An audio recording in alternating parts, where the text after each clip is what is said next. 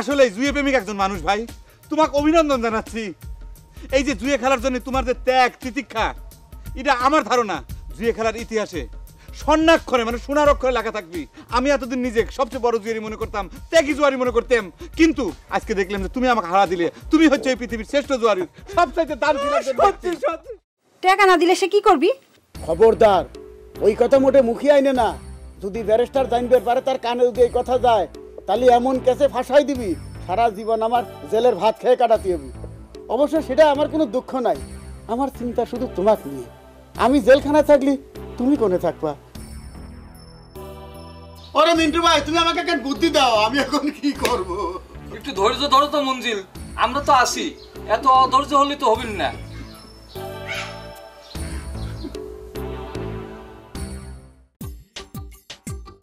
স্বপন ভাই, আজকের দিনটা ধরবে গেলি পরে আমাদের জন্য একটা স্মরণীয় দিন হয়ে গেল। মেলা দিন পর এরকম খেলাধুলা করে খুব আনন্দ পাইলাম। কয়টা দিন হয় নানান ধরনের ঝক্কি ঝামেলার ভিতর থাকতে থাকতে একদম হাঁপা উঠেছিলাম। একটা জিনিস আমি খেয়াল করে দেখলাম স্বপন ভাই, এই পৃথিবীতে আনন্দে থাকার জন্য বেশি কিছুর দরকার হয় না। লাখ লাখ কোটি কোটি টাকাও লাগে না, আবার হাজারটা আতশবাজি পুরাই আনন্দ করা লাগে না। ধরবে গেলি পরে সামান্য এক সেট তাস দিয়ে ঘন্টার পর ঘন্টা ভরপুর আনন্দের ভিতর থাকা যায়। এই কথাটা কিন্তু বেশিরভাগ মানুষই বোঝে না। জামাই, আমি তোমাকে একটা অনুরোধ করবে চাই, কিছু মনে করবে না তো? এই যে এটা তুমি কোন ধরনের কথা বলে স্বপন ভাই? তুমি আমার কাছে একটা কথা কবে, মানে আমি মাইন্ড করবো কিসের জন্য? তাহলে এবার কিসের জন্য আমাদের এতদিনের জুয়ের মাঠের বন্ধুত্ব আমি কোন নিজে এখন কথাটা শুনে মাইন্ড করলাম, কোনো সমস্যা নাই। তুমি নির্দ্বিধায় কথাটা কবে পারো। আমার বাড়ির উপর যদি একটু যাইতে। বাড়ির উপর যাইতে মানে কি? তোমার কি আবার কোনো নতুন করে সমস্যা হয়েছে? না না, সমস্যা টমস্যা কিছু না। তোমার ভাবি কইছিল আমি যেন তোমাকে সাথে করে বাড়িতে নিয়ে যাই, তোমার সাথে সে একটু কথা কইতে চায়। ভাবি কথা কবি? আমার সাথে ভাবি কিসের কথা কবি? আমি তো এই অত্র অঞ্চলে কোনো মানে বহিরাগত মহিলার সাথে আজ পর্যন্ত কোনো কথা কই নেই। মানে কথাটা তোমার মধ্যে দিয়ে কয়া দিলি বলেই তো হওয়া যেত। আমি অবশ্য সেটা তাকে কইছিলাম, কিন্তু সে কয় না, ডাইরেক্ট কথাটা তোমার কাছেই কবি সে। আমার বাড়ি যেতে তোমার কোনো অসুবিধা আছে জামাই? না, ও অসুবিধা নাই, কিন্তু মানে তোমাদের বোনের নলেজে না দিয়ে এই ধরনের একটা মেজর ডিসিশন যদি আমি পালন করবে যাই, আর তোমাদের বোন যদি মানে বুঝবে নিতে পারো আমি ঘর জামাই, তাহলে এক কাম করি, আমি ওই বাড়িতে যাই তোমার বোনের সাথে কথাবার্তা কয়ে তার নলেজের বিষয়টা দিয়ে তারপর আমি তোমাদের বাড়ি যাবো না। হ্যাঁ, তাহলে পরে এখন আসি স্বপন ভাই। হ্যাঁ ঠিক আছে জামাই, আমি তোমার ভাবে বোঝাই কবানি। আচ্ছা আচ্ছা স্বপন ভাই, মানে ভাবি আমার সাথে কোন বিষয়ে মানে কোন সাবজেক্ট নিয়ে কথা কওয়ার চায়, মানে সেসব বিষয়ে কি আমাকে একটু অগ্রিম টাচ দেওয়া যায়? টাচ করলাম তো, আমার কিছুই কয় নাই। তাই না? না মানে কেমন যেন ঠেকতেছে। আচ্ছা ঠিক আছে, তাহলে এবারে ওই তোমাদের বোনের সাথে মানে এই বিষয় নিয়ে কথা বলে তার নলেজে দিয়ে তারপরে আসবো না। আসো। আচ্ছা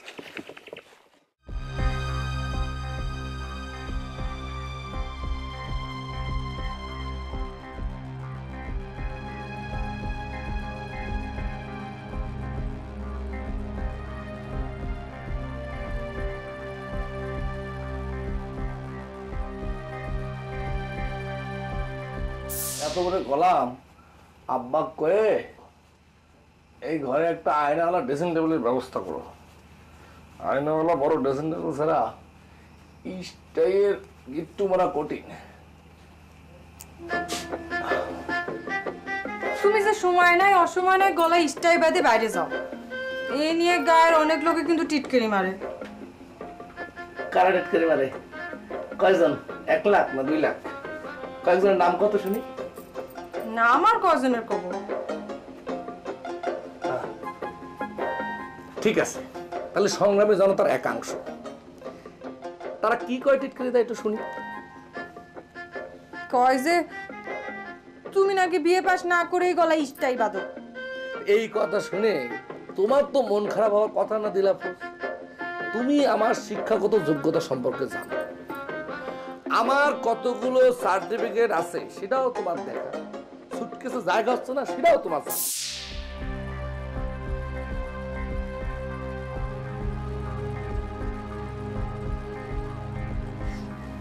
তুই যদি সবসময় এভাবে কাটাকাটি করিস তাহলে আমার কি হবে ক?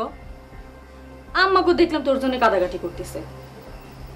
কি করবো রে দিলবাহার, মানুষ কি আর শখ করে কাদাকাটি করে?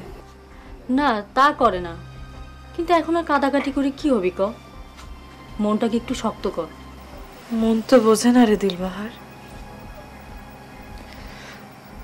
আমি কিসের জন্য এত কাছে থেকেও কিছুই বুঝতে পারিনি রে দিলবাহার। আমার মনে হয় কি, কোনো মানুষিক সত্যিকারের ভালোবাসলে তার কোনো দোষই চোখে পড়ে না। তোর কথাই মনে কয় সত্যি রে বোন। আমি মনে কয় অন্ধের মতোই তাকে ভালোবেসেছিলাম। কত মানুষ কত কথা কইছে, আর আমি সব সময় তাগার সাথে উল্টো ঝগড়া করেছি। বাদ দে ছোট বউ, ওসব কথার মনে করিস নে। কাউকে সত্যি দিলে ভালোবাসা তোর অন্যায় না। যে তোর সাথে বেইমানি করেছে সেই হচ্ছে পাপী। বাপরে, তুই তো অনেক কথা শিখে গেছিস। তাহলে আমিও তোকে একটা কথা কই, তুই যাক ভালোবাসিস তাক যেন আমার মতো অন্ধের মতো ভালোবাসিস না। তালি পরে তোরও আমার মতোই চোখের পানি ফেলানি লাগবে।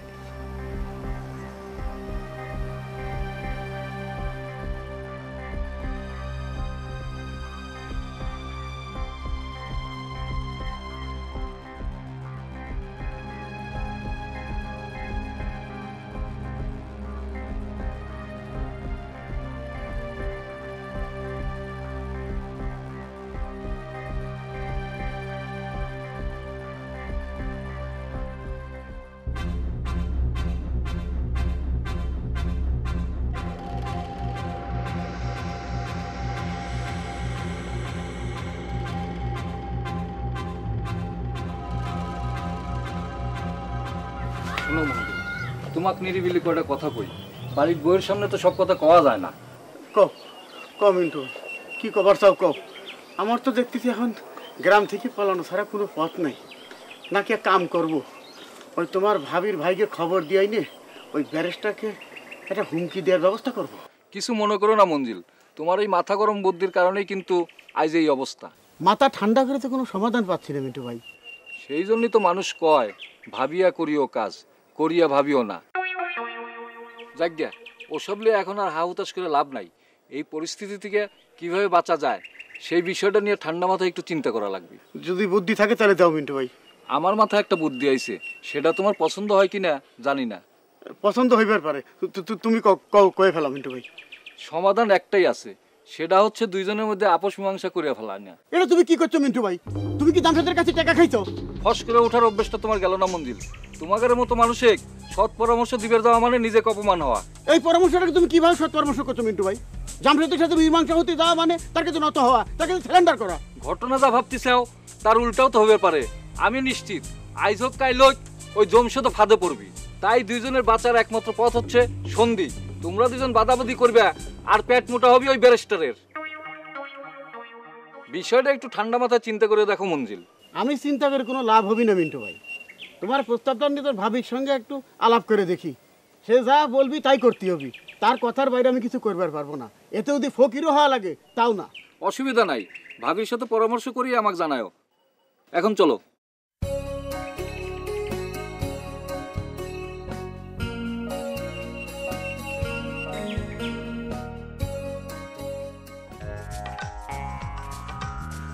মেলাদিন পর আজকাল খুব আনন্দ হয়েছে। তোমার উপহারটা পায় সকলেই খুব খুশি হয়েছে। যাবেন তোমাকে একটা ধন্যবাদ দিচ্ছে। ঠিক আছে, তোমার পেলে একবারে ধন্যবাদ গ্রহণ করলাম। কিন্তু একটা জিনিস খারাপ হয়ে গেছে যাবেন, সেদিন মিষ্টির প্যাকেটটা সকলের সামনে খালি দেখায় চলে আসলাম, পরে তার মিষ্টি খাওয়ানো হলো না। মিষ্টি কেমন করে খাওয়ানো হবে? মিষ্টি খাওয়ানো তো হলো না দিবলা আফরোজের জন্য। ও তো পরিস্থিতি সৃষ্টি করলো, তারপর কি মিষ্টি খাওয়ানোর কত মন থাকে? ব্যারিস্টার সাহেবের মেজো জামাইয়ের কথা শুনিছো? সে তো 1 নম্বরে সিটার, পলাইছে। আরে ও তো পুরনো কথা, তুমিও কিন্তু সিটা কম না। সি সি সি সি সি জয়গুণ, ওই ব্যারিস্টারের মেজো জামার সঙ্গে তুমি আমার তুলনা করো না। ঠিক আছে, ওই ব্যারিস্টারের মেজো জামাইয়ের সাথে তোমার তুলনা করলাম না, কিন্তু তোমাকে যে সেদিন কইলাম যে বড় জামার সাথে করে নিয়ে এসো, কই তুমি তো সে ভুলিয়ে গেছো। না না না না, ভুলে যাবো কেন? সেখানে তো আরেক কাহিনী হয়ে গেছে। কি? সে কয় কি তার স্ত্রীর পারমিশন না নিয়ে কোনোভাবে এখানে আসতে পারবে না। ভালোই তো, দেখছো যারা ভালো মানুষ হয় তারা বোক না জানায় কোনো কাম করে না, স্ত্রীর কথার গুরুত্ব দেয়।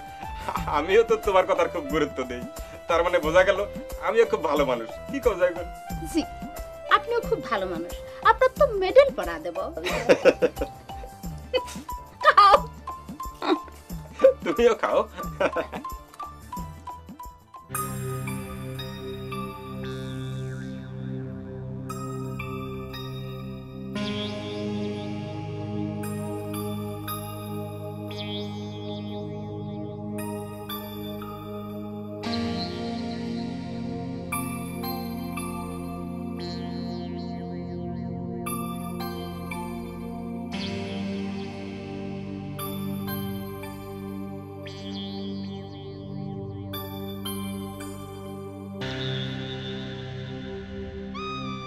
দিলবাহার, রাতের পর জানলা দিয়ে কি দেখিস তুই? কিছু না বলবো, ওই আজকে আবার ডাকাত আসলো কিনা সেটাই দেখতেছি। আলাই বালাই, খবরদার রাতের বেলা কখন জানালা খুলবো না।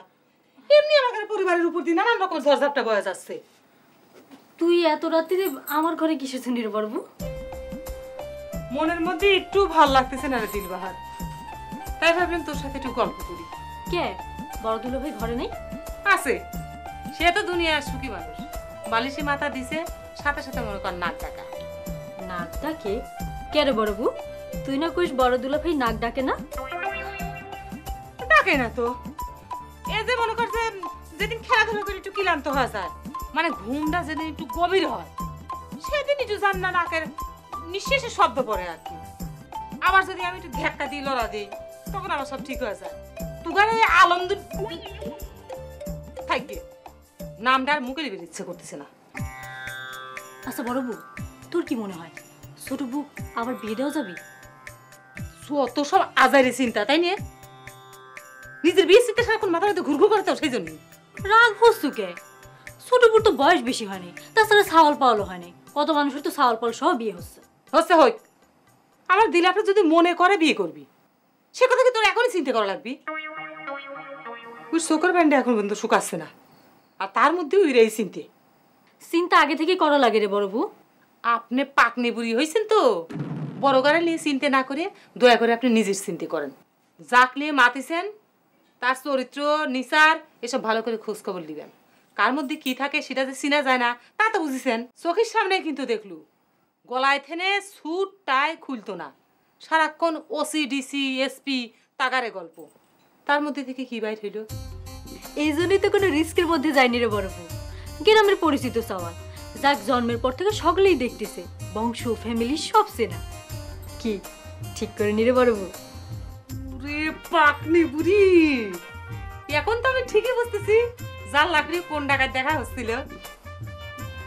না রে বোন, হাজার জন্মের থেকে চেনে কার মনের মধ্যে যে কি আছে তা দেখে বোঝা যায় না। অবশ্য সেদিক দিয়ে আমি ভাগ্যবতী করে পারিস। তো দুলে ভাইয়ের মতো ভালো মানুষ পৃথিবীর বুকে কয়টা আছে ক? খালি একটু নাক ডাকে। পাদর পাদর পাদর পাদর বেশি মাত্রা হয়ে গেছে, তাই না?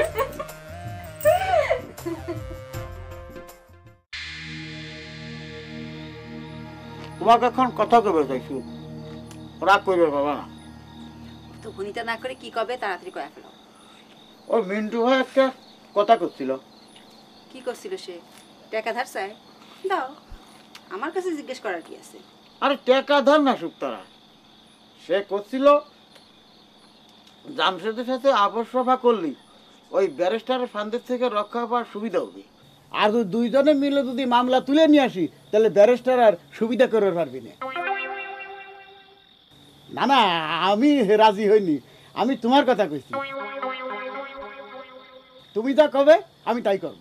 তাই? হ্যাঁ, আমি যদি কই আপোষ করবে না, তুমি তাই করবে? অবশ্যই তাই করব।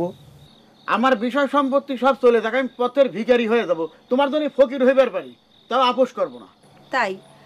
তাহলে আর ব্যারিস্টারের বাড়ি থেকে ফিরে এসে ভ্যা ভ্যা করে কাঁদতেছিলে কে? যাও, তার নামে বাগান পুকুর লিখে দাও। হ্যাঁ তুমি যদি কও সেটাও করবে পারি। আমি তো মিন্টুর বারে কয়ে দিছি তোমার অপমানের প্রতিশোধ নেওয়ার জন্য যা করা দরকার তাতে আমি রাজি আছি। তাই মিন্টু ভাই বারবার করছিল যে মিলমিশের পর ভালো কোনো পথ হয় না। বুঝতে পেরেছি, আপনি আমাকে মেলা ভালোবাসেন। এ তুমি কোনে যাচ্ছ? তা মিন্টু ভাই জিজ্ঞেস করলে কি কবা নেই? আপনার কিছু করা লাগবে না, যা করে আমি কব না।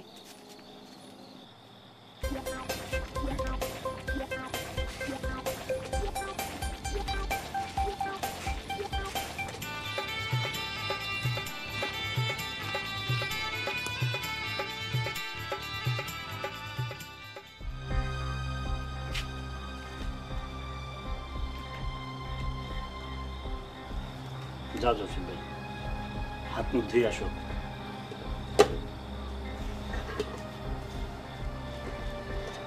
কে রে বিলাল, তুই আবার ভাত আনলো কি কামে? আমার তো কিছু খাবে মন চাচ্ছে না রে ভাই। এভাবে ভাঙে বললে কি চলবে? রাধা বাড়ি খাওয়া দাওয়া ছাড়ি দিলে তোমার কি এই সমস্যার সমাধান হবে? আমার সমস্যার সমাধান যে কেমবা করে হবে রে বিলাল, আমি তো কিছুই বুঝতে পারতেছি না। আমি আমি দুই চোখে আধার ছাড়া আর কিছুই দেখতে পারতেছি না। আমার তো কি মনে হচ্ছে জানিস? আমার মনে হচ্ছে অজগর সাপের পেটের মধ্যে আমি ঢুই পড়েছি। শোনো জমশেদ ভাই, তোমাকে একটা কথা কই। অজগরের পেটের মধ্যে ঢুকে যদি ঠিকভাবে আঘাত করো তাহলে পরে অজগর মারা যাবি, আর তোমাকে উগরায় দিবি। এটা একটা সিনেমায় একটা সিন দেখেছিলাম। খুব তো কয়ে দিল যে একটা সিনেমার মধ্যে একটা সিন দিয়েছিল। সিনেমা তো আমিও কত দিয়েছি রে, যে নায়কে হাজার হাজার করে গুলি করে, নায়ক তো কিচ্ছু হয় না, নায়ক তো মরেও না। বাস্তবে যদি একটা গুলি করতো তাহলে কি ও বাঁচতো, সে যত বড় নায়ক রাজি হোক না কে। জমশেদ ভাই, ঘটনাটা কিন্তু ধীরে ধীরে সিনেমার কাহিনীর মতো আগাচ্ছে। পয়লা কাহিনী হচ্ছে ব্যারিস্টার ছোট জামাই সে পালায় গেছে, জানা গেছে সে নাকি 1 নম্বর চিটার। 2 নম্বর কাহিনী হচ্ছে তোমার ওই শত্রুপক্ষ মঞ্জিলকে ওই মফিজ ব্যারিস্টার একই প্রস্তাব দিছে, ওই পুকুর আর বাগান। কোষ কি এ তো দেখি দুই মুখী সাপরে, তাহলে কি আমাকে দুইজনে কি গ্রাস করবে চাচ্ছে? অবশ্যই 2 মুখের সাপ। এখন একটা বুদ্ধি আছে, দুজন মিলমিশ হয়ে আপোষ করে ফেলাও। মিলের উপরে কোনো কিছু নাই জমশেদ ভাই। খুব তো কয়ে দিল যে মিলমিশ হয়ে যাও। আমি মিল দিবির চালি পরে কি তারা মিল দিবেনি নাকি? বরং আমি যদি এখন আপোষ করবে যায় তাহলে আমাকে দুর্বল ভাবিয়ে পায়ে বসবিনি। আমার কিন্তু সেটা মনে হচ্ছে না জমশেদ ভাই, কারণ অজগর তাগের দিকে হা করে রয়েছে। আচ্ছা স্বপন ভাই, একটা কথা কত,